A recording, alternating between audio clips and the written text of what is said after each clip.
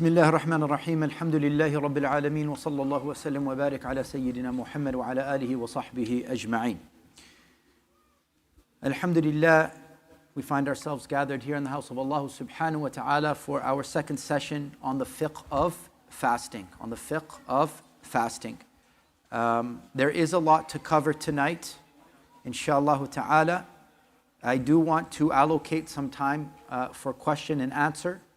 So we're going to have to get started immediately, bi'idhnillah. But before we move on to, as we mentioned last class, the nullifiers of fasting, it's important that we review what we have taken, or what we had taken last week, bi'idhnillah ta'ala. Now, last week we began with the definition of fasting. The definition of fasting. Does anybody remember what the linguistic definition of fasting was? Go ahead. To refrain, right? Al-imsaku an ash-shay, to refrain from something. Very good. Can somebody, and I encouraged you all to memorize this definition, because within this definition, we actually find the pillars of fasting. We also find the core elements that nullify, or the core things that nullify our fasting. So can somebody give me the Islamic or the Shar'i definition of fasting? Anyone? This was what was important. Your father's tapping you. He's saying, don't you remember? So we said that go ahead, Abdul Hakim. Yeah? See, look. This young man, the reason he's able to share this with us is because he took notes. And when you take notes, you're able to retain that knowledge. If you're not taking notes, then guess what happens? It goes through one ear and pew, right out the other. So, Abdul Hakim, Jazakumullah khair, go ahead.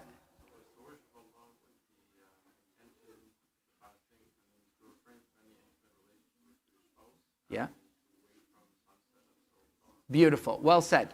So he says that fasting is the worship of Allah subhanahu wa ta'ala with the intention of refraining from food, water, and major intimacy from the adhan of Fajr to the adhan of Maghrib, right? So this is a very comprehensive definition of fasting, because as I mentioned, within it we find the pillars. Also within it we find the core things that nullify a person's fast. And that's going to be especially important today, because today we will be talking mainly about the nullifiers of fasting. We went into the ruling. Do we know what the ruling is? Is fasting fard ayn or fard kifaya?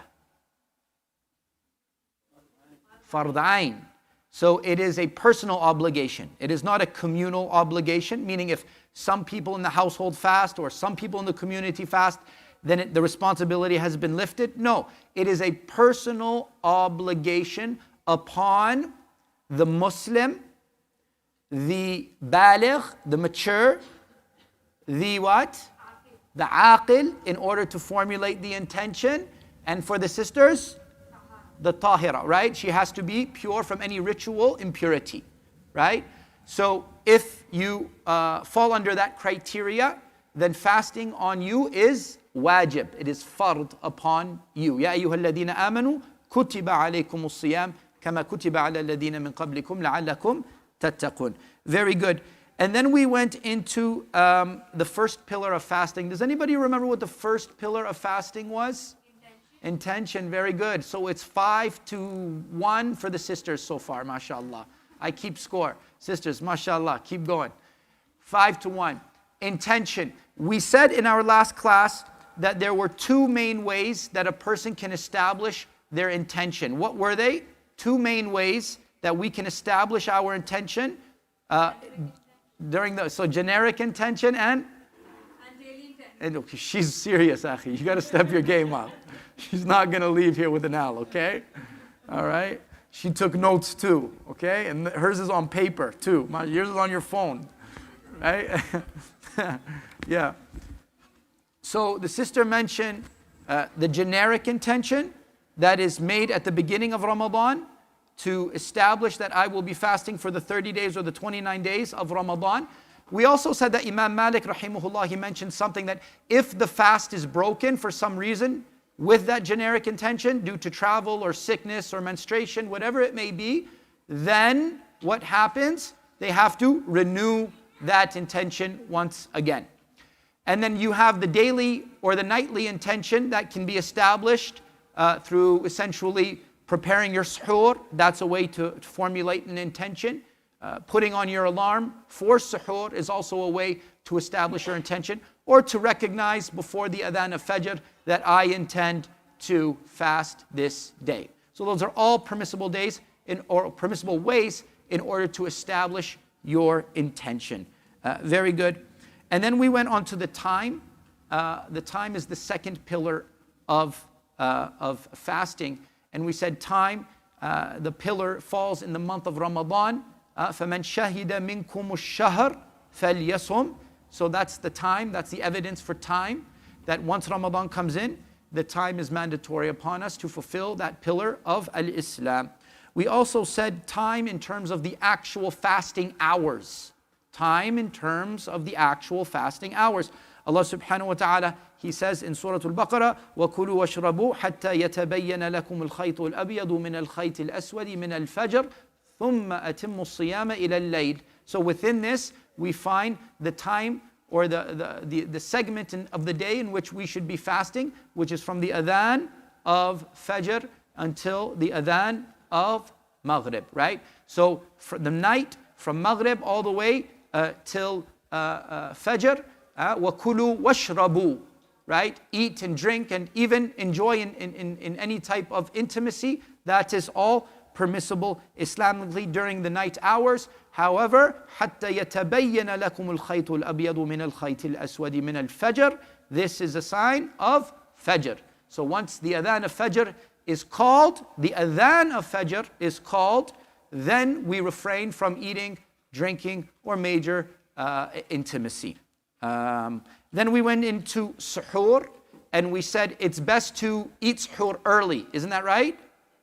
No, it's wrong. You see, I got you on that one.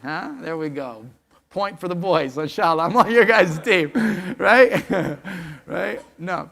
But yeah, no, it's suhoor. The Prophet ﷺ said, my ummah will remain in goodness, khayriyah, as long as we hasten to break our fast, meaning we rush to break our fast, we don't wait, say maybe I'm going to get some extra points on top. That doesn't work. You break. Once the adhan goes, once the mu'adhin goes, like immediately, you don't even have to wait. Some people, they're just waiting there.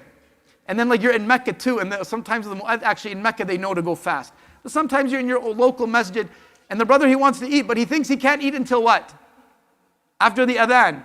And the brother's just going off with his adhan, mashallah. He already ate before, mashallah. And the brother's waiting, he's waiting. No, akhi, put it in your mouth and eat it and say Bismillah and break your fast. As for the suhoor, it's better to what? Delay it. You want to delay your suhoor till as long as possible, right? And there's a lot of benefit in that. As the Prophet ﷺ said, تَسَحَّرُوا فَإِنَّ فِي السُّحُورِ barakah. Have your suhoor, for indeed in suhoor there is barakah, there is barakah. Then we spoke about those exempted from fasting. Those exempted from fasting, meaning the concession given by Allah to those who do not need to fast.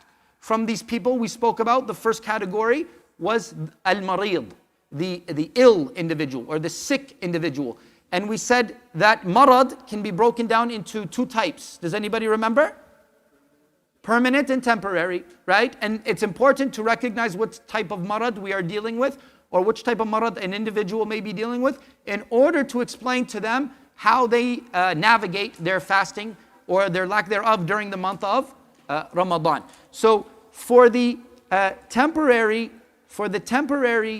fasting, the temporary illness, the individual, what will he do?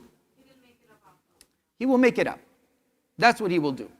If you are sick, you have a flu, you have a cold, you have any type of temporary illness, and you know that, inshallah ta'ala, with the shifa of Allah subhanahu wa ta'ala, you will recover, then, as Allah subhanahu wa ta'ala, He says, فَمَنْ كَانَ مِنْكُمْ مَرِيضًا أَوْ عَلَى سَفَرٍ فَعِدَّةٌ مِّنْ أَيَّامٍ أخر. That's it. You're sick. It's okay. Allah doesn't, يريد الله بكم اليسر ولا يريد بكم العسر. Don't harm yourself. Don't cause yourself to, remain or to cause greater severity to that illness or to prolong the recovery phase of that illness. Just break your fast, hydrate, take your medication, and inshallah ta'ala, 1 day, 2 day, 3 day, you will be back up. After Ramadan is over, you have till the next Ramadan to fast and make up for those days. As for a person who has a chronic illness, they're not able to fast, then that person will have to actually pay a fidyah. They will have to feed a poor individual. They have to feed a poor Muslim individual, right? And do they have to make up? No. Why? Because they can't. They just can't. So if they can't, لا يكلف الله نفسا إلا وسعها. Allah does not burden a soul more than it can handle. Okay? So now we understand the difference between long-term illness and temporary illness. What were the two conditions that I gave, or actually the two gauges that I gave in order to make the decision or determine whether you will break your fast or not if you're dealing with an illness? What are they? Go ahead. It increases the severity of the illness. And number two, it increases the duration of the recovery itself. So if you believe that fasting will cause one of those things, then you're sincere, you're honest, and you can break your fast. And there is no haraj, there is no expiation on you for that.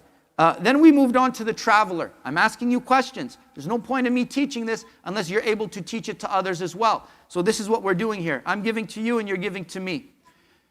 I gave you two ways to determine a traveler.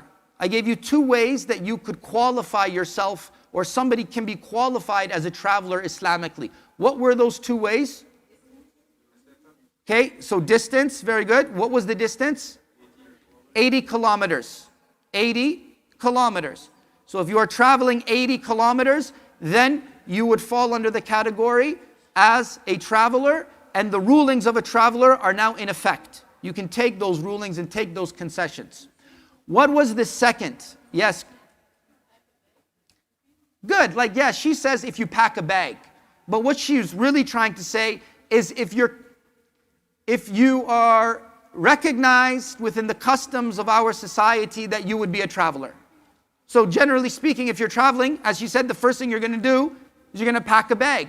And in that bag, you're going to have clothes, you're going to have your toothbrush, you're going to have a change of undergarments, you're going to have everything that a traveler would have.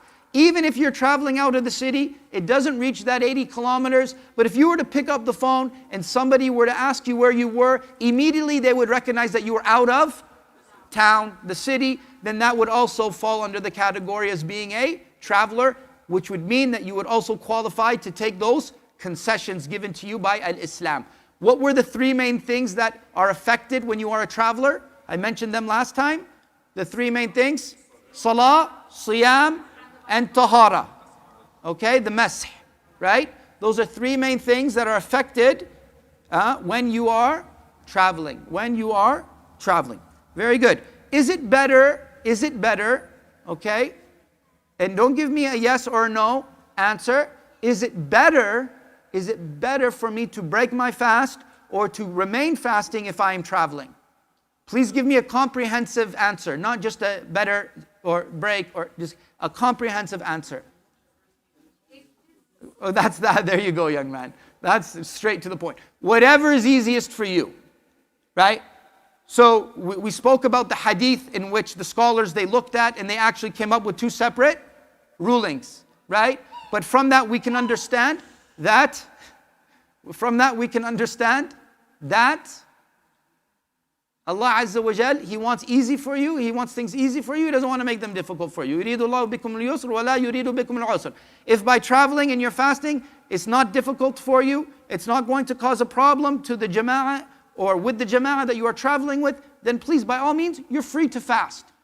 And your fast does count and you don't need to make it up. However, if you feel like, you know what, I'm traveling, I have a lot on my mind, even though it's not far, even though it's not difficult, I choose to break my fast. You have every right to do so. Because the concession here is not given to us due to the fact of there's difficulty in travel, but it's due to the fact that travel itself qualifies for the concession.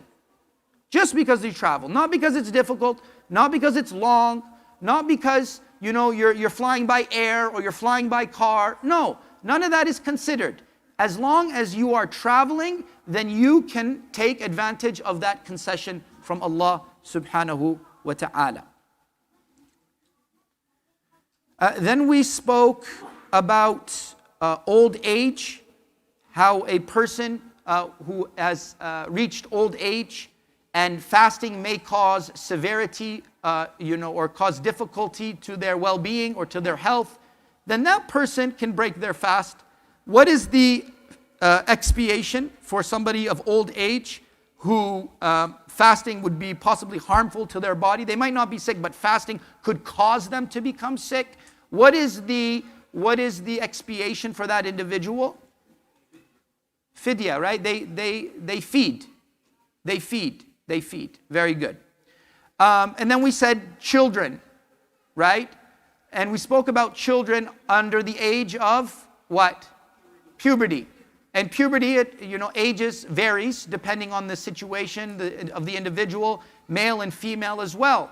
And that varies, and it's important for parents to be aware of their children and where their children are in terms of reaching adolescence, because you want to prepare them.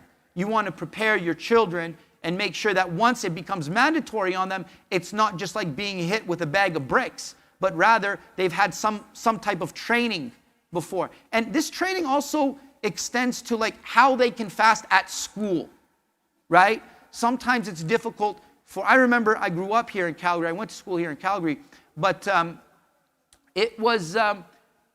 fasting wasn't too difficult when I was young because iftar was like at 4 o'clock. But it was difficult sometimes how to navigate school and explain to my classmates why I wasn't bringing a lunch, or why I wasn't eating, or why after dinner I didn't stand in line and drink like everybody else.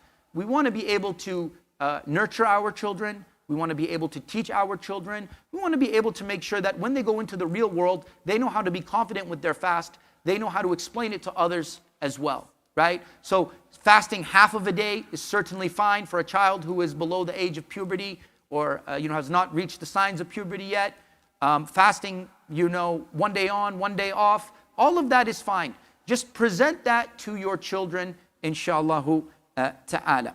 We also spoke about menstruating women, and we said that the menstruating woman has received the concession from Allah not to fast. It's actually haram for a menstruating woman to fast, just as she wouldn't pray if she was on her menstruation as well.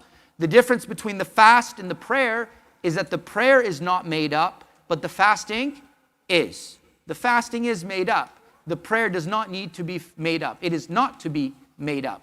That is rahmah from Allah subhanahu wa ta'ala. With the woman, I gave you a principle to help you in navigating your fast with the menstruation. Does anybody remember that usuli principle that I gave to them? Al-yaqeen la yazul bil-shak. Yes, certainty is not negated by doubt, right? So until you are certain that your period has arrived, and a woman would know when she is certain, then take the principle that I am still in a state of ritual purity, right? Until I know for certainty that I am not. Until you are certain, right? And again, Allah subhanahu wa ta'ala will not punish you. Allah subhanahu wa ta'ala will not give you a sin because you made a mistake. As long as you've learned, you're doing your best, and you understand the rulings, then Allah subhanahu wa ta'ala will facilitate that for you. And similarly, to fast again, when you're in a state of ritual impurity, use that principle, that I am still in a state of ritual impurity until what? I am certain that I am not in a state of ritual impurity. Either the discharge is now clear, or the area has become completely dry, and the days, your regular menstruation cycle has passed. Then you are certain, and then you can continue fasting. You can continue fasting. a woman who is fasting and then her period arrives in the middle of the fast, what is her responsibility? To break. Her fast aslan has already been broken. But she should understand that her fast is broken. Right? And what does she need to do? She needs to make up the day. Even if it's like an hour or two before Maghrib. She will be rewarded for her fasting. Like a woman shouldn't say, well, I did that in vain. No, you never do anything in vain when you worship Allah subhanahu wa ta'ala. She'll be rewarded for the time that she fasted. However, that fast will not be allocated into the fasting of Ramadan. She will need to make up for it afterwards, inshallah ta'ala. So that was a review. Almost felt like a lecture. But, alhamdulillah, I did that as fast as possible because I did want to make some time for a Q&A.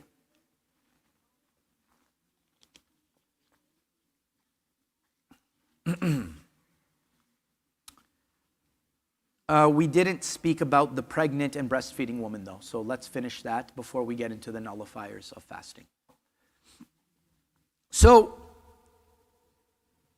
another category of individuals who are exempted from fasting are the pregnant and the breastfeeding woman. Now, the pregnant and the breastfeeding woman, certainly they go through great difficulty in terms of caring and maintaining and providing for their born or unborn child. And because of that, Allah Azza wa Jal, He recognizes that and allows them to take this concession. What first must be understood that if you can fast and you can breastfeed, then you must. Okay, let's understand this. Just because you are pregnant or you are breastfeeding, it doesn't necessarily qualify you to be exempted. The exemption comes when there is difficulty in fasting while you are pregnant or while you are breastfeeding. Difficulty, right? Or possible potential harm. Okay? So there are some women who are like, no, I'm fasting. It doesn't even affect me and my kids, mashallah, he's okay too. Right? Some women are like that, mashallah, tabarakallah. Some women, they need that nutrition. Their child needs that nutrition. Or they know that if I don't eat, it's going to be difficult for me and it may potentially cause harm to the well-being of my child. If that is the case, then let's talk about the breastfeeding and the pregnant woman. So generally speaking, a woman who is pregnant and is fearful for herself, for her own health, then she has every right to break her fast. And she shouldn't feel what? Ashamed, guilty, bad, right? She shouldn't feel that way, right? This is a concession from Allah because He understands His creation. That's the first thing. The second thing is that the scholars, they differentiate between the reason as to why the woman would break her fast. They would say that if the woman is breaking her fast because she fears for herself, then she falls under the category of man kana minkum maridan aw ala safar. So almost she takes the ruling as being someone who is ill, someone who is suffering from a temporary sickness. Why is that important? Because then we understand what her expiation is going to be, which is what? Just to make it up. Just to make it up. If she's fearful for herself, her body, her health, she chooses not to fast, then you are similar to a person who is, suffering from a flu or a severe cold. You would just have to make it up until or before the next Ramadan. They go on to further elaborate that if a woman breaks her fast or chooses not to fast out of fear for her potential or for the fetus or the child, then she would what? Make up the fast, like the first individual who was fearful for herself, And furthermore, she would be encouraged to what? Also, pay the fidya, or to feed the individual. So they distinguish between the harm of herself, because she knows. And then the harm of the child is not necessarily concrete, it's a potential harm. This is why there is the difference there, the distinction between them. Is that understood, sisters? So if a sister is pregnant and she's going to make her decision, then she should take into consideration, why am I making this decision? Why? Is it because of myself, or is it because of my child? And if it is for yourself, then you should make up as the majority has guided us towards. And if it is for your child, solely your child, then you should what? Make it up as well as pay your fidya. What if it's for both? Exactly. It defaults back to one. Because as long as you're involved in that equation, then it's on you to make it up. You fall under the category of فَمَنْ كَانَ مِنْكُمْ مَرِيضًا. Is that clear, inshallah? Alhamdulillah. I do have to present this position because it is actually the position of two great companions of the Prophet sallallahu alaihi wasallam. It is certainly not from the jamhur, or the major or the majority position of the four schools of thought. However, the ijma' here is not bona fide, and for that reason I am able to present this specific position. Now, if a woman, let's say, a lot of the times when you're building a family, what you want to do is you want to have your kids as close as possible, right? For many reasons. But in doing so, what happens, it may put you out of order for quite some time when it comes to fasting during the month of Ramadan. So let's take this as an example. You have a child. So most people, they try and aim for about 2 years between each child. Generally speaking, 2 to 3 years. So the woman, she's pregnant, 9 months, she misses the first Ramadan, right? And then she suckles for up to how many years? 2 years. 2 years. So that's possibly how many Ramadan? 3 Ramadan. Maximum of 90 days. Right? Maximum of 90 days. From 87 to 90 days. It's a long time, right? That's only 1 year. That's only one child. One child. Then, in her second year of what? Breastfeeding, what happens? She gets pregnant again. That's only 2 children. We're not even on the third yet. Right? So what happens is, then she misses that year. She misses the following year. And the other year. So now we're up to about 180 days, which is half of a year. And then we add, most people want 2, 3. How many kids you want? 2, 3. Let's say you got 3 now, mashallah. Allahumma barik. And you add that to the equation. That's another what? Potentially 90 days. Therefore, Abdullah ibn Abbas, radiyallahu an, as well as Abdullah ibn Umar, radiyallahu anhuma, they are of the position that if a woman finds herself in this situation, right, where she's accumulated several Ramadan, hundreds of days, then it is of their position that they fall under the category of the tafsir of Ibn Abbas, وَعَلَى الَّذِينَ يُطِيقُونَهُ فِدْيَةٌ طَعَامُ مِسْكِينٍ. Okay? So for the people who cannot, right? Cannot, then for them is to what? To make fidya. That's their expiation. So then to take care of, so say you have, 270 days, 200 and, whatever it may be, 240 days, then you'd say you'd pay and you would feed. But again, let me make it clear that is not the majority position. It is a valid position, but it is certainly not the majority position, but it is certainly a respectable position that is worth sharing with the community and the Muslim Ummah. Because it's not just coming from a random person. It's coming from Abdullah ibn Umar radiallahu anhu, who is one of the most, who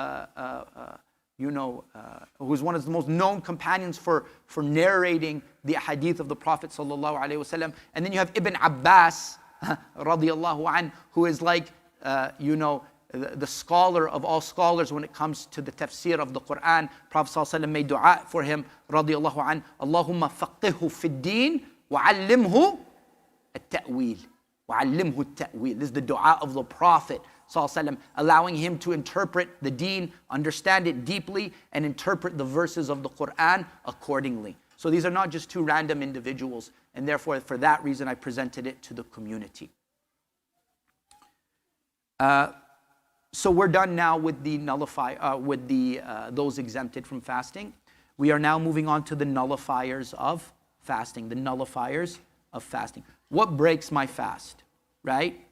I was watching a video online and I saw something and I think I broke my fast. No. I was swearing. I think I broke my fast. Not necessarily.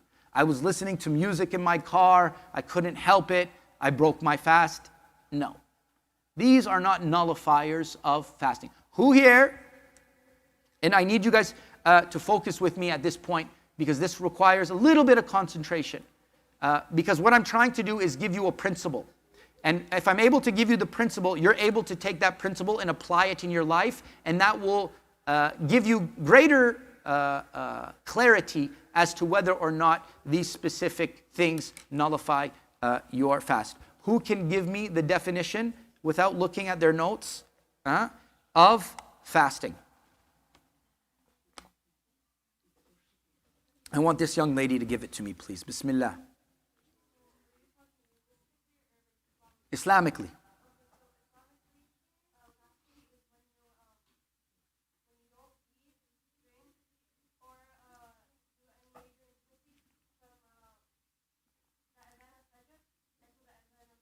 Very good, young lady. MashaAllah. May Allah reward you and bless you.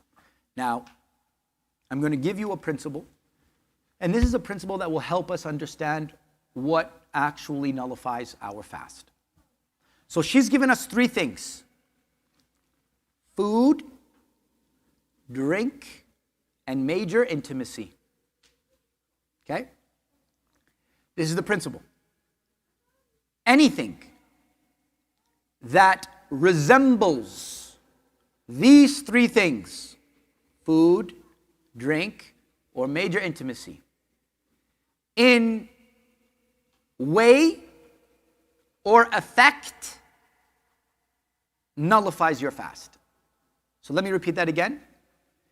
Anything that resembles food, water, or drink, or major intimacy in way or effect will nullify your fast.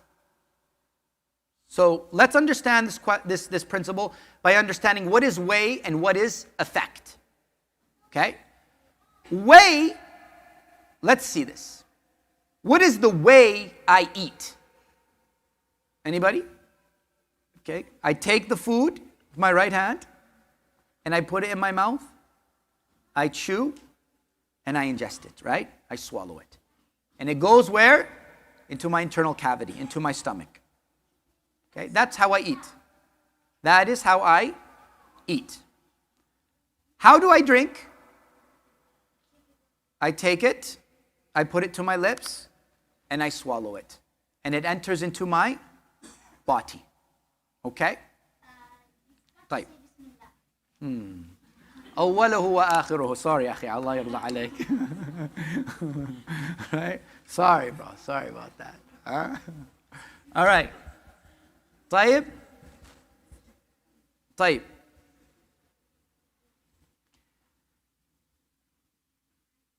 Major intimacy, we understand that, and we understand it's not only the way, but we understand the effect. The effect is a physical desire being fulfilled. Do we understand this? Okay. So anything that resembles it in way or effect. What is the effect of food? Nutrition. Very good. The effect of food is nutrition. What is the effect of drink? Hydration. Okay? So we have anything. Now, what I'm taking the principle and then I'm just trying to simplify it. Right? Take the principle. What is that principle? And then we simplify it. Anything that essentially provides me nutrition, hydration, or fulfillment of desire nullifies my fast. That's as simple as I can put it. Now, and further to further understand it, we will provide what? Examples. All right. Say I have a cold coming on. And and maybe I'm traveling, or maybe it's Ramadan and I don't want this cold to get out of hand. So I go to one of these clinics here. They have what they call these IVs. These IVs, they're called drips, vitamin C drips. Does anybody know what they are? So essentially it's like an IV that's put into your arm, and then there's, vitamin C in a bag, and it goes straight into your bloodstream. What does that do? It causes you to what? Get healthier. Get healthier. Much what? It's very nutritional, right? You have vitamins. Vitamins are entering into your body. You're getting better. You're feeling better once you leave, right? Does that break my fast? Yes.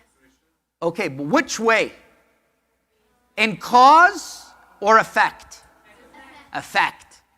Because here it was placed in my veins. Wasn't in the way of cause or way, but in the effect, it still broke my fast. Okay, another example. Let's just say paper or dirt. For some reason, you put dirt in your mouth or paper in your dirt, or something that is not even just a random thing, you put it in your mouth. Some people, they have this bad habit of biting your nails. Maybe you swallow a nail. That's nasty, but maybe, possibly, you swallow something. Does that break my fast? Oh, but now you forgot the principle. Because it wasn't only nutrition. It was what? The way.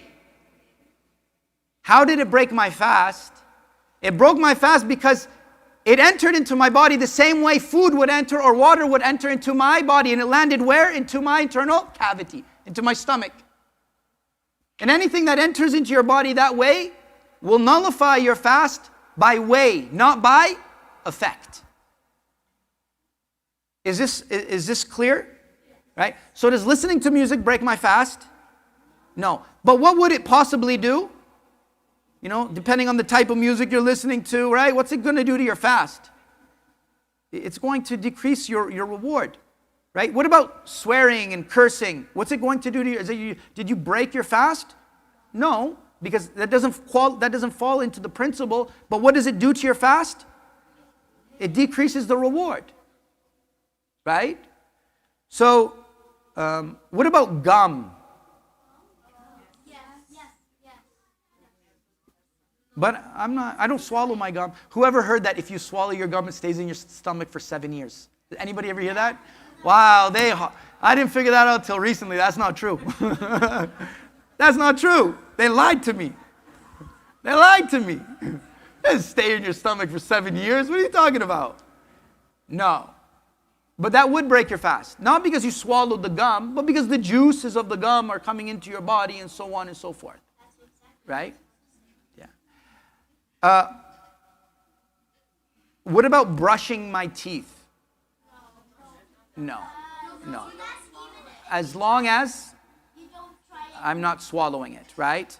So a little bit of tooth. Well, we'll do at the end, if we have time, I'll just throw out random things and we can use this principle, and by using this principle we'll be able to what?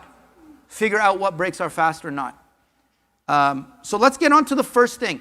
And again, the first three things that I'm talking about here are are actually consensus amongst the scholars. So there's no difference of opinion when it comes to these things as being nullifiers of fasting. So the first thing is, and I know that there's young kids here today. I know. And I'm happy that the kids are here. But there is going to be some discussion that I'm going to have to talk about. La haya fi din. And then maybe if you felt like that it was a lot or it is too much at the time, you could possibly get up. But I can't deprive the community from knowing these things, because there are repercussions if a person does fall into these things, that there has to be rectification. So there are some things that I will mention. But again, it's important that our children learn, and that this is part of the deen, and our deen is a comprehensive deen that deals with all aspects of life. Type. Number one, the first nullifier of fasting is obviously intentionally eating and drinking. Intentionally eating and, what's the key word here? Intentionally. If I intentionally eat, I have broken my fast. And I've committed a major sin. Not a minor sin, but intentionally breaking my fast for no purpose during the month of Ramadan is a major sin. Right? However, if I make a mistake, like we all do at times, then what? The Prophet ﷺ said, فَإِنَّمَا أَطْعَمَهُ اللَّهُ وَسَقَاهُ. So this happens to kids a lot. Kids will come to me and they'll say, I broke my fast. And I say, what? I say, after gym, I went to the water fountain and I totally forgot and I drank. This happens a lot to kids at school. So the kid feels like he broke or she broke her fast. No, you didn't. As long as you did it unintentionally. Right? But if you the moment you recognize, you don't say, well, let me just finish this gulp or let me finish this chicken wing. No, akhi, put it down. It's over. Like, it's done. Right? So there's a difference between doing it intentionally and doing it unintentionally. If you've done it unintentionally, then continue with your fast, for indeed accept it as a gift from Allah subhanahu wa ta'ala. If you do it intentionally, now you need to understand what's the next step. First step is tawbah and istighfar. Because you've committed not a minor sin, but a major sin. The second step is that you broke your fast. You must make up that fast. You must make up that fast. Now, certainly there are difference of opinions on how many times and how many days. But the majority of scholars, they will say that if you intentionally break your fast, you make your tawbah and your istighfar, and you make up for that day. Right? Not necessarily how many days? 60 days. As some madhahib will present for intentionally breaking your fast. Whether it be due to major intimacy or not. If it is intentionally done, then that is the case. Shahraini mutatabi'ain. But the majority will say, what? Tawbah, istighfar, followed by making up before the next Ramadan. Alright? So that's eating and drinking. By the way, what also nullifies your fast is nullifying your intention. So somebody be like, I'm done with this. I'm not fasting anymore. I'm not fast. They did not eat anything. They did not drink anything. They did not fulfill any type of desire. But by nullifying their fast, they have, by nullifying their intention, they have nullified their fast. Can somebody give me the evidence for this? إنما الأعمال بالنيات. إنما الأعمال بالنيات وإنما لكل امرئ ما نوى. So if your intention is not to fast, then guess what? That's your intention, you're not fasting. Is that understood? So we have to be careful with our intentions as well. Not only preserve ourselves and our bodies from any type of food or drink or major intimacy, but mentally and spiritually, we have to safeguard our intentions. We have to safeguard our intentions. There is a situation where somebody, if they purposely put something in their mouth, food, they will still be able to continue to pray, and they do it purposely. Does anybody know what that possibly could be? cooking, right? So let's say a man or a woman or a man or a woman is cooking, right? Right? Right? Sisters, you should ask your husband to cook this Ramadan, right? But make something as backup, inshallah, because fasting, you want to make sure you enjoy breaking your fast. But if a man or a woman is cooking and they need to just taste, then they can put it on their tongue and spit it out. There's no nutrition, coming into the body. There's no nutritional value in a little taste, and you're spitting it out as well, so it's not entering into your what? Your cavity. And that only goes for the person who is what? Cooking. Husband comes in and says, oh, let me take a tip. Sorry, brother. Qala Rasul sallallahu. No, go sit down. Unless you want to take over, that's on you. Okay? طيب. Okay, so now we're going to get into some of the more sensitive topics. But again, inshallah, I will try and present it in the most respectful manner, inshallah. So intercourse is a nullifier of fasting. So food, water, and major intimacy. When I say major intimacy, I mean intercourse between man and woman. That is a nullifier by consensus. Okay? It was narrated by Abu Hurairah radiallahu an that there was a man in Medina who came to the Prophet sallallahu alaihi wasallam, and he was in a state of complete he had lost hope, and he was coming to the Prophet sallallahu saying, Ya Rasulullah, I'm doomed, I've destroyed myself. And the Prophet sallallahu inquired, and he said, what's going on? Sit down, talk to me. What's going on? He said, I had major intimacy with my wife during the day of Ramadan. So the Prophet ﷺ said, okay, don't worry, sit down, there's a solution to what? Everything. He says, can you free a slave, a Muslim slave? He said, no, I cannot. He said, okay. He said, can you fast for 2 months? Right? Consistently. Can you fast? He's like, I'm coming to you, Ya Rasulullah. I can't even fast one day. Now you're telling me to fast 2 months in a row? I can't do that. He says, okay. He says, can you feed 60 people? He says, Ya Rasulullah, I can't even feed 60 people. So Prophet ﷺ looking at this guy, he's like, man, what did you get yourself into? So he says, okay, stay here, I'll be back. So the Prophet ﷺ, he goes and he brings a plate of what? Dates. And he says to the man, he says, go and distribute these dates to the poorest people in Medina. So the man, he takes this and he says, Ya Rasulullah, I'm the poorest person in Medina. Prophet ﷺ just like, just take it and don't do it again. Just go. Right? Just go. Right? So we'll learn a lot from this hadith. A lot of fiqh, a lot of adab. We learn a lot of tarbiyah. We learn about the quality of the Prophet ﷺ. Where this man, he comes and he committed a mistake. The Prophet ﷺ didn't reprimand him or belittle him or make him feel like he was a bad person. But a true leader is an individual who finds solutions to problems. And if that person couldn't find a solution for himself, then it was the Prophet ﷺ's responsibility to himself to find a solution for him. That's what a true leader is. Not just saying, oh, one of my companions, you go do this. And delegate it to someone. But he was a leader who showed him respect and ihtiram, and he also solved that problem. Number 2, we learn that there are different rulings for when it comes to the expiation of breaking one's fast by committing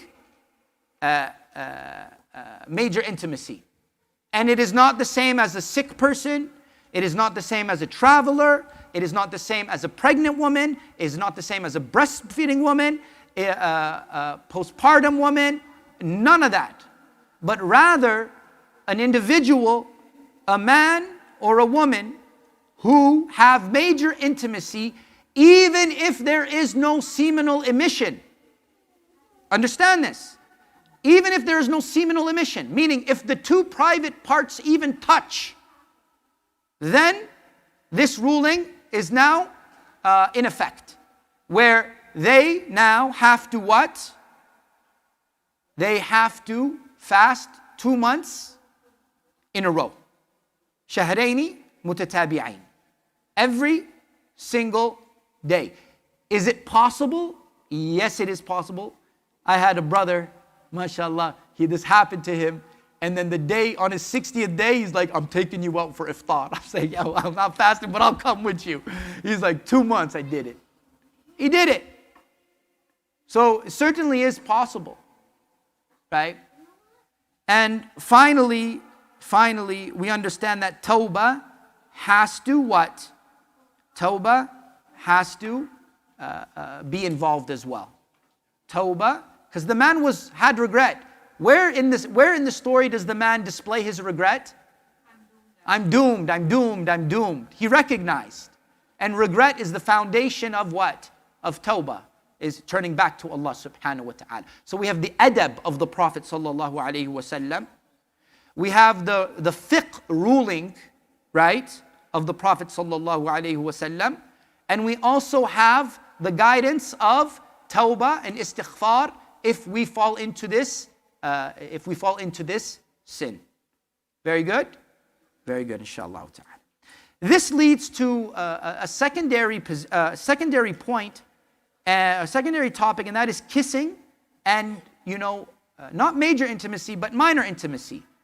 Kissing, hugging, holding hands, even foreplay, for example. Now, there are separate positions amongst the scholars when it comes to this type of interaction between husband and wife. Some of the scholars will go to the extent to say that it is haram, because the verse in the Quran says, فَالْآنَ بَاشِرُوهُنَّ وَابْتَغُوا مَا كَتَبَ اللَّهُ لَكُمْ. فَالْآنَ meaning after Maghrib. You can interact with your wife and touch and hug and do that type of minor intimacy. Some of them will say that it is makruh. It is disliked. It is disliked. The majority position when it comes to minor intimacy is that you should make a distinction.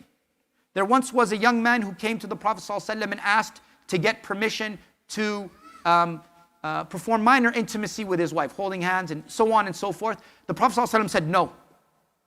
And then an older man came and he asked the same question, and the Prophet ﷺ gave him what? The permission. But the Prophet ﷺ, it wasn't because he liked one man and didn't like the other. It's because he understood the situation. The young man maybe had just gotten married. Maybe he doesn't know how to control his emotion or his feelings, and it might get out of hand. Our religion is a religion of making sure that we are preventing something before we are curing something. Prevention before cure.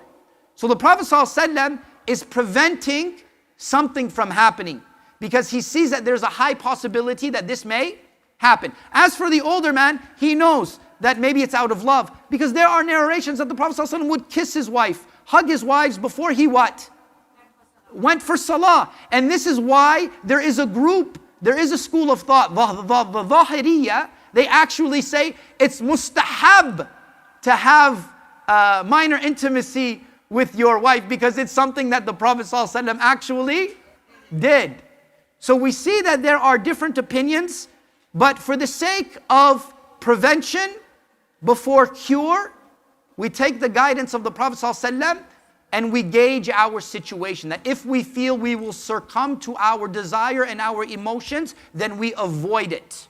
And if we feel we have the ability to control ourselves, as the Prophet ﷺ was able to control himself, then it becomes permissible, mubah, for us to do so. Is that clear, inshallah ta'ala? Tayyib. All right, again, I'm going to use some larger words just so some younger children won't be, confused here.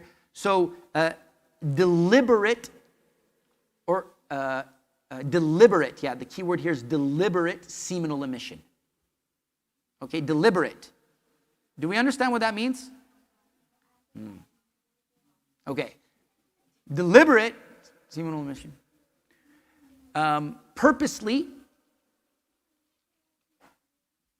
pleasuring yourself, whether it be with another individual or yourself. Okay, do we understand that now? Okay, all right. That will nullify your fast. It will nullify your fast. But the key word here is deliberate. Right? So masturbation, would it nullify your fast?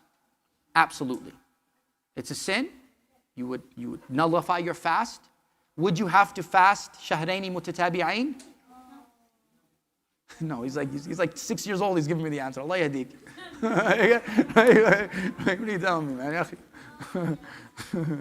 Is that safe? Yusuf. MashaAllah, يوم Tuesday, huh?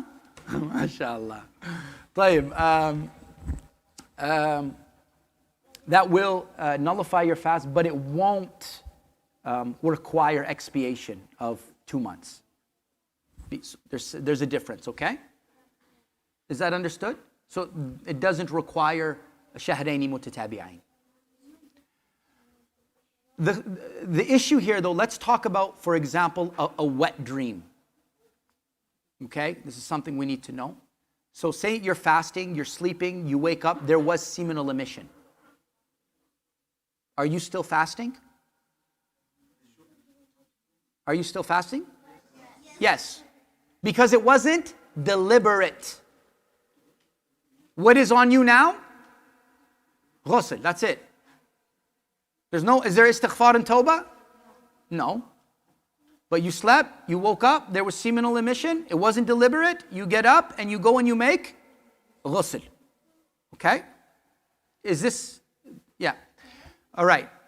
Let's say a husband and a wife have major intimacy before the adhan of Fajr. Before the adhan of Fajr. They sleep and then they miss suhoor and they wake up at the adhan of Fajr. Or they wake up maybe 30 minutes after Fajr. They're both in a state of what? Janaba. Can they fast? They can fast. Because unlike prayer, tahara is not a condition to beginning one's fast. Right? What was done was before the adhan of Fajr, which is completely permissible. Now you entered into the day of Ramadan in a state of janaba, major ritual impurity. The only thing you miss out here is on your suhoor. You have to go and make ghusl, and then you pray your Fajr. And that's it. And that's it. So again, major ritual purity is not a condition to beginning your fast. Okay? Great. I'm just going to mention that right here. You're going to say menstruation, right? The exact same thing. Is the next thing on my list. Similarly, and why are they the same? Because they're both major. When a male is in that state, that's major ritual impurity. When a female is in that state, it's also major ritual impurity. But if a woman, for example, wakes up after Fajr, she goes to sleep, she's like, I'm pretty sure that I'm no longer on my menstruation cycle. However, I will be certain if I wake up and it's dry. She wakes up after Fajr and it's what? So does she fast that day? Yes, she does. She also should make her? No, before that. No, but even before that. Oh, the suhoor, yeah, because it's her intention. So she should make her intention that if I am what? Ritually pure, then I will fast. Right? I will fast. If I am ritually pure, I will fast. So the intention was made before the adhan of Fajr. She woke up after the adhan of Fajr. She is dry. She's certain. She fasts. Great. Let's continue. intentional vomiting. So a lot of, we find a theme here that Allah is distinguishing, the Sharia is distinguishing between what is intentional and what is unintentional. رَبَّنَا لَا تُؤَاخِذْنَا إِن نَسِينَا أَوْ أَخْطَأْنَا. Right? So there is our Sharia has leverage there when it comes to mistakes. كُلِّ ابْنَ آدَمْ خَطَّاء. We all make mistakes, and that's fine. That's fine. Just want to see how much time is left here. 15 minutes. Yeah. So yes, it does. Intentionally. Now, what is intentionally vomiting? Thank you. What is intentionally vomiting? Intentionally vomiting is vomiting. Yes, we don't need no demonstration, Habibi, Allah yarda alayk. Okay? Yeah, right? So, intentionally vomiting is a nullifier. But if you're intentionally vomiting, you're most likely what? Sick. So what should you do? You should have already broken your fast. And if you vomit unintentionally, and you feel like you can, maybe it's like an hour before what? Iftar. If you unintentionally vomit and you make sure that you're not trying to swallow anything back, and you avoid any type of swallowing of that vomit, then there's no issue in you continuing your fast, as long as it was what? Unintentional. Unintentional. Okay? So I've given you these 4 nullifiers, and I've given you the principle, right? This should be, inshallah, enough for at least for you to navigate and better understand what nullifies my fast and what doesn't. Again, and if you do have questions, always come to your teachers or your shuyukh or your imams to clarify, inshallah. But inshallah, what I've presented to you today is just the surface, but I think it is a good first step. Ta'ala. We have about 15 minutes, alhamdulillah. We have 15 minutes before salah. If there are any questions, please do not hesitate. Go ahead, sister. For example, I'm living in Canada and I'm practicing fidya back home in Pakistan. I should give fidya according to what I'm going to be using, for example, $10 or $15 on my account. You should. That is from ihsan. That is, even though there it's probably $6, right? That is from ihsan. If you were financially struggling, sister, I would say that is fine. But if you are well off, then I would say, min bab al-ihsan, it is better to feed what you would eat. Because it is also of the position to give what you would eat, right? So I would default to that, inshallah ta'ala. وإياك. In the back, and then we'll take a brother, inshallah.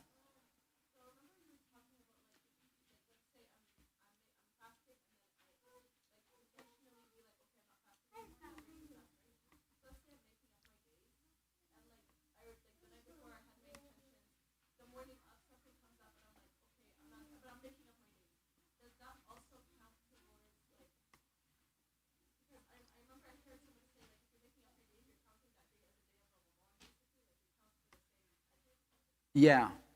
So you want to be, you want to be very careful in how you establish your intention, right?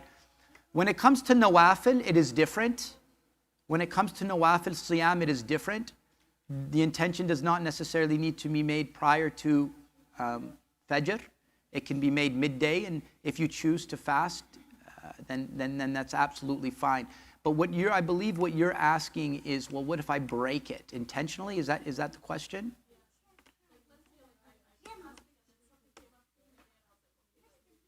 You should continue to fast because it is a fast specifically intended for Ramadan.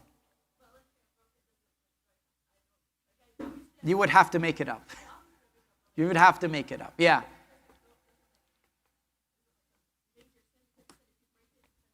Yeah, that's a good question, Ukhti. Whether that falls under a major sin or not, that is not something I'm confident in giving you the answer to right now, because major sins need specific evidence. The scholars, they say that Some scholars, they qualify major sins as being a few things, actually only, because they'll say that we categorize major sins as having evidence that leads to some type of punishment if being done, right? And off the top of my head, Ukhti, I cannot provide that answer to you, inshallah. But certainly if you come to me at a later time, I will look into that tonight, inshallah ta'ala. That's a very good question. But when it comes to how Allah subhanahu wa ta'ala judges, that's not something I'm confident in giving to you just right now, inshallah ta'ala. Any other questions? Go ahead.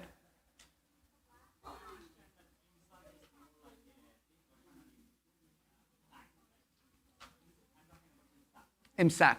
Yeah.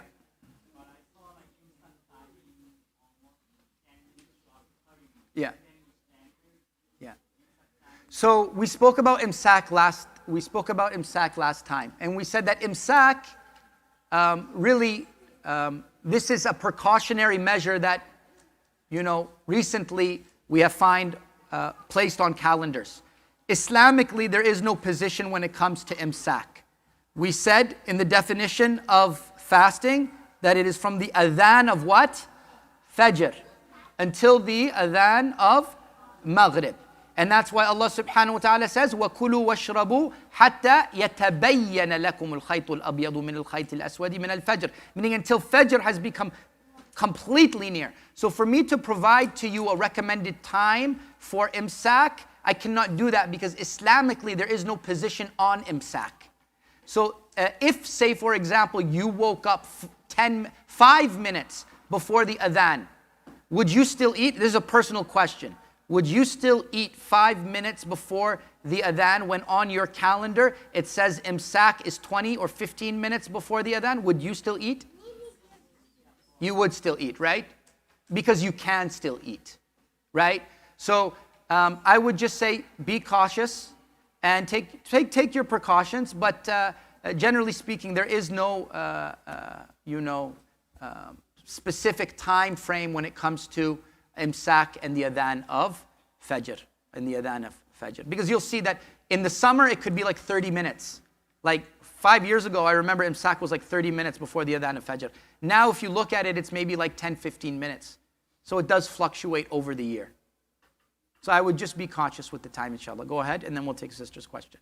If somebody is traveling, at what point do they... Thank you. Very good question.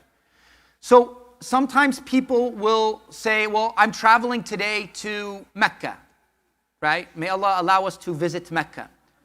So say they're going to Mecca. They're in their house, and they say, well, I'm breaking my fast because I'm traveling today. No.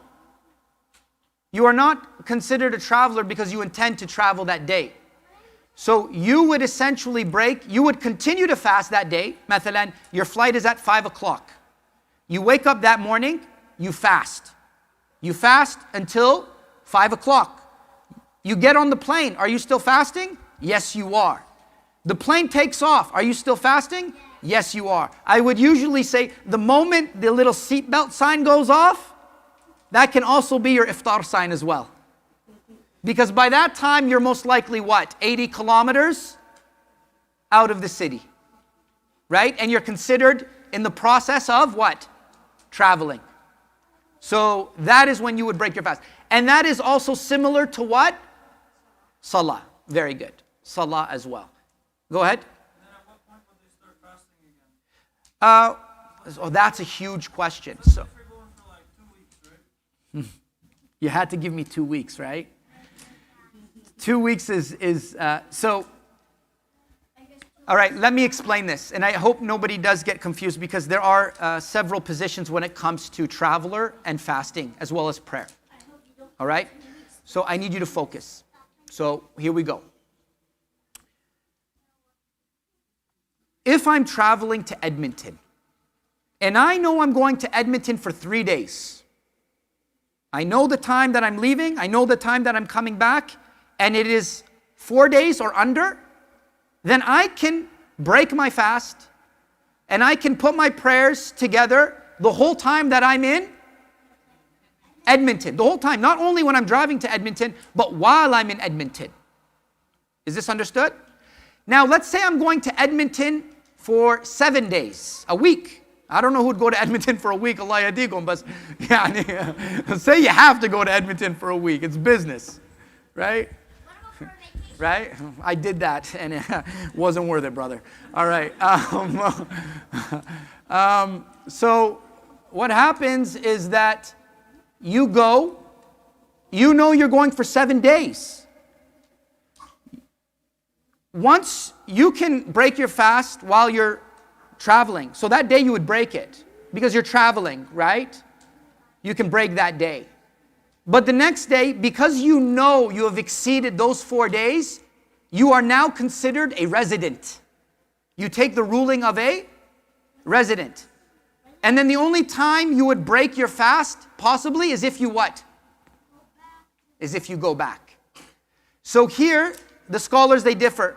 Some will say 4 days. Some will say 4 days plus the day that you travel there and the day you travel back. Some scholars will say up to 15 days. Okay? Up to 15 days. So you would have to, choose which school of thought that you are following. The sheikh that is teaching you, what he advises you, and then you would follow that. So does that make sense? You would first have to determine how long is the trip, and does it fall within those specific days? If so, I can break and put them together. And if not, the moment I arrive, I take the ruling as a resident and I have to fast. And I have to pray my prayers the way I would regularly pray my prayers. Because it exceeds that time limit, I take the ruling as a resident. مع الصلاة نفس الشيء. Exact same. Go ahead, Irfan. Sorry, sisters. Go ahead. Oh, that's... I knew I was going to get that question. So the issue of the inhaler is a question that many fiqh councils have spoken about. Some fiqh councils have remained, they just did not mention anything. They did not provide a verdict.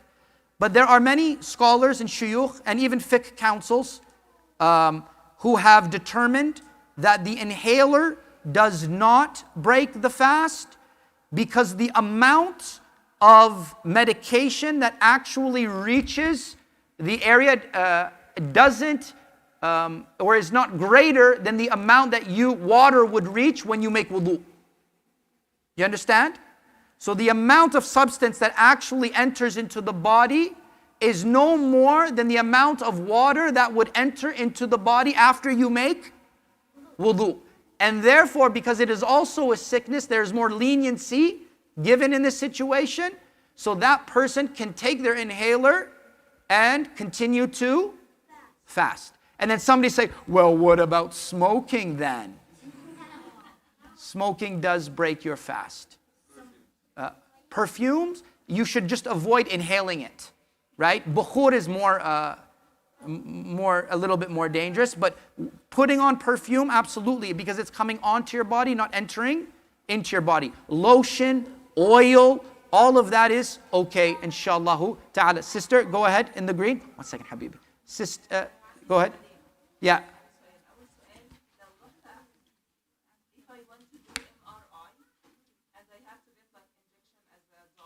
Yeah. So now you're using your little usuli. Yeah, absolutely. So that injection, because it's not a nutritional injection, would not nullify your fast. Taking blood, generally speaking, because we're not going to go into hijama, but blood tests are also fine as well. Any type of injection, I remember COVID shots. I don't think anybody's taking those anymore, but that doesn't break your fast. That would not break your fast because, as you said, there is no nutritional value. The second question, if I get a question from non-Muslim about Ramadan. If you get a question yeah. from non-Muslim Yeah. about Ramadan. Yeah. Sometimes they come to ask me Yeah. about the idea or what should I say? Oh, that's a class in itself, Yakhti, mashallah. What should you say? You should say that my faith is a faith that teaches me to become the best version of myself. And in becoming the best version of myself, I sometimes am required to push myself out of my comfort zone to realize my true potential. And in Islam, we are very considerate religion where we fast in order to recognize our personal strengths, in order to recognize the weakness of others in terms of the lack of food and drinks that they may have. We also do this because it is the command of God, and God is the one who created us, and He knows what is best for us. So for those few reasons, this is why I fast. That's a da'wah class, actually. But you don't have to justify it. You just need to present it in the most best of manners, right? It's not your job to change the people's hearts. It's your job to inform. So don't carry that burden, inshallah. We'll take one more question, guys. I'm so sorry. Okay, quickly, 2 more questions because we only have 2 more minutes. This sister and the brother in the back. I'll get you after salah. Go ahead.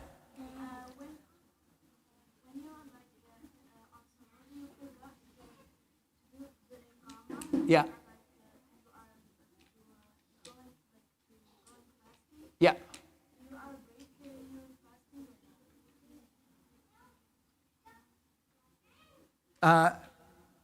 ربنا لا تؤاخذنا إن نسينا أو أخطأنا. Okay? Inshallah. You should be fine, inshallah. Last question, go ahead. What if I'm flying east? You're flying east. So do I approximate the timing or look at the sun and make the fast? Yes, you do not follow the time in which you left. You follow the time not where you are going to be, but you follow the time and where you are. So in a situation where you're flying east and it's a long trip east, then the best thing for you to do is, and then you're good. How about if I'm flying west? Because it'll be like Yeah, I would break my fast, brother. Break your fast, inshallah. The plain food is not even that great anyways. Jazakumullah khairan, subhanakallah wa bihamdika. Ashhadu an la ilaha illa anta astaghfiruka wa atubu ilayk. Wassalamu alaikum wa rahmatullahi wa barakatuh. Ya habibi anta.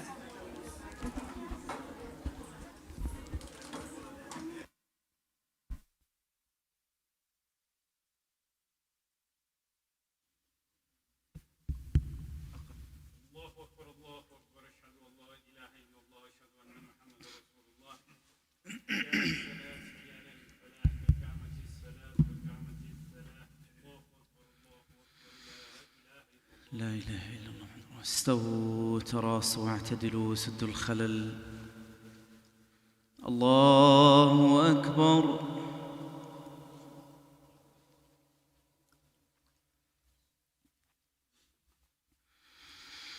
الحمد لله رب العالمين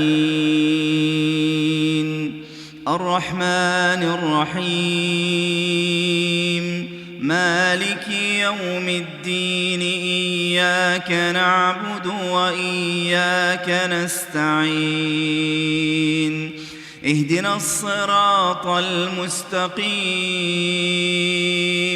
صراط الذين أنعمت عليهم غير المغضوب عليهم ولا الضالين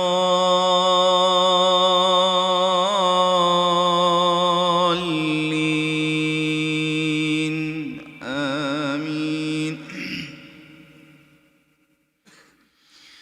وقال الذين كفروا لرسلهم لنخرجنكم من أرضنا أو لتعودن في ملتنا فأوحى إليهم ربهم لنهلكن الظالمين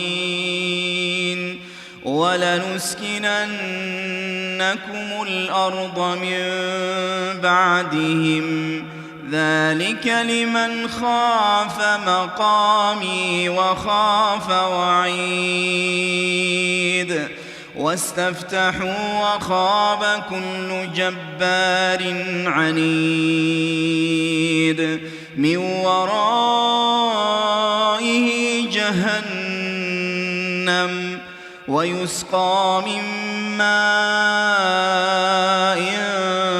صديد يتجرعه ولا يكاد يسيغه وياتيه الموت الموت من كل مكان وما هو بميت ومن ورائه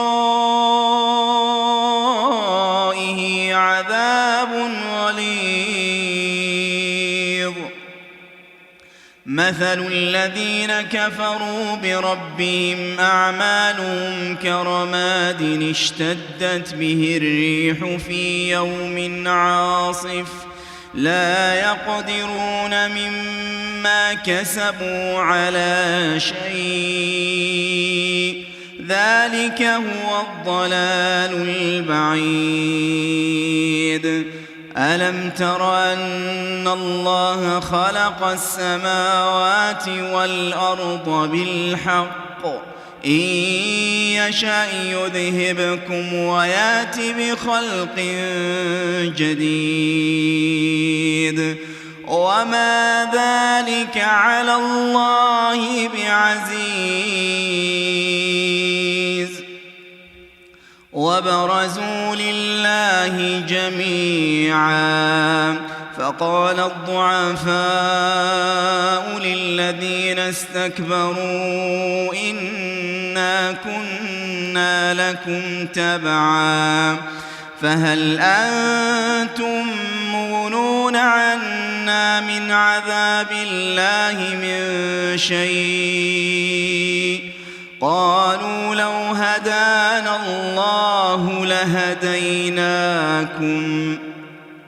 سواء علينا أجزعنا أم صبرنا ما لنا من محيص.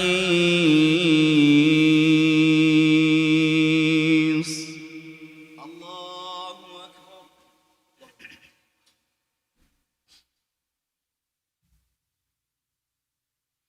سمع الله لمن حمده.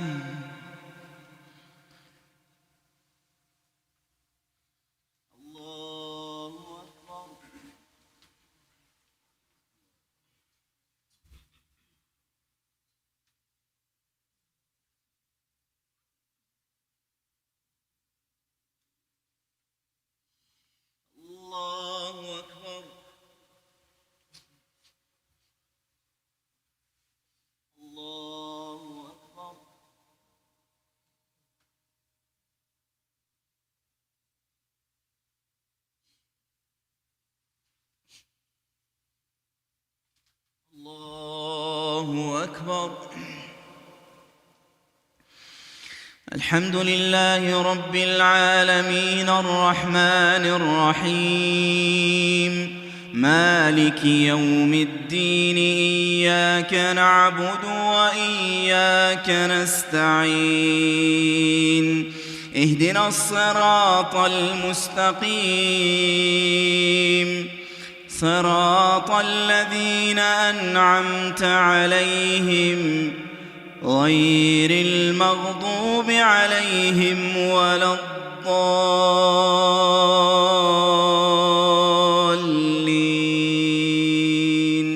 آمين. وقال الشيطان لما قضي الأمر إن الله وعدكم وعد الحق ووعدتكم فأخلفتكم وما كان لي عليكم من سلطان إلا أن دعوتكم فاستجبتم لي فلا تلوموني ولوموا أنفسكم ما أنا بمصرخكم وما أنتم بمصرخي إني كفرت بما أشركتمون من قبل إن الظالمين لهم عذاب أليم. وأدخل الذين آمنوا وعملوا الصالحات جنات تجري من تحتها الأنهار خالدين فيها بإذن ربهم تحيتهم فيها سلام.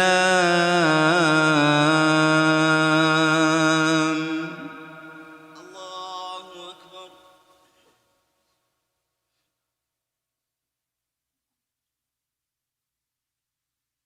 سمع الله لمن حمده. الله أكبر.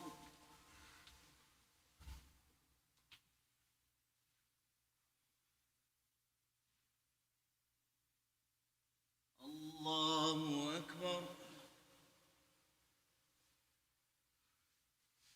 الله أكبر.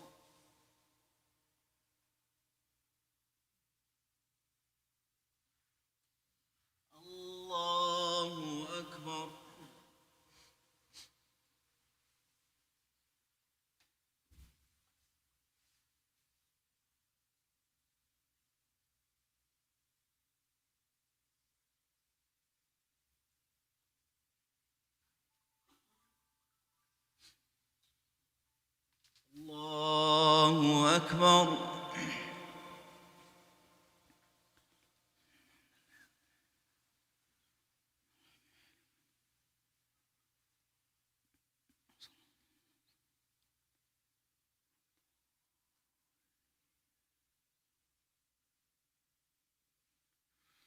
الله أكبر.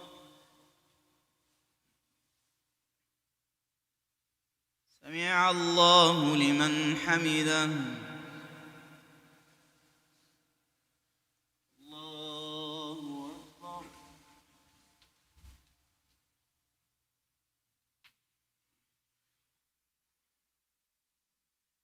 الله أكبر.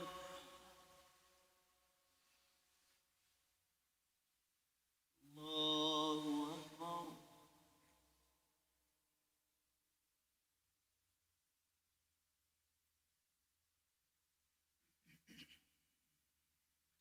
الله أكبر.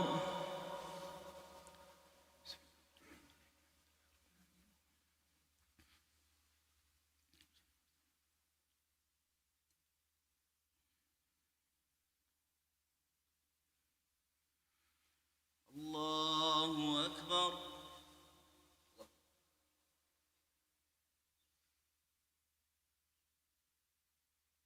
سمع الله لمن حمده. الله أكبر.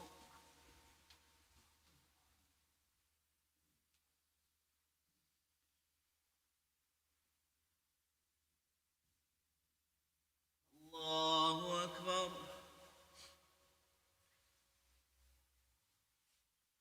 الله أكبر.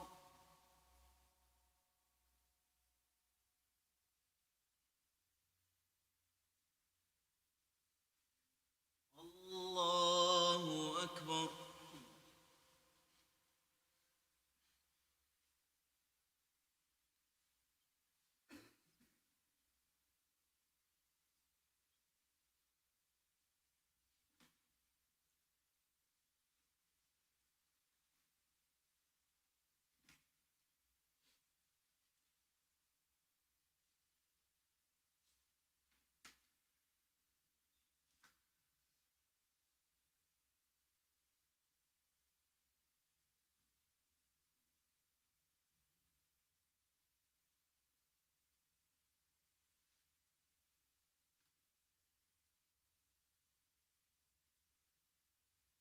السلام عليكم ورحمة الله. السلام عليكم ورحمة الله.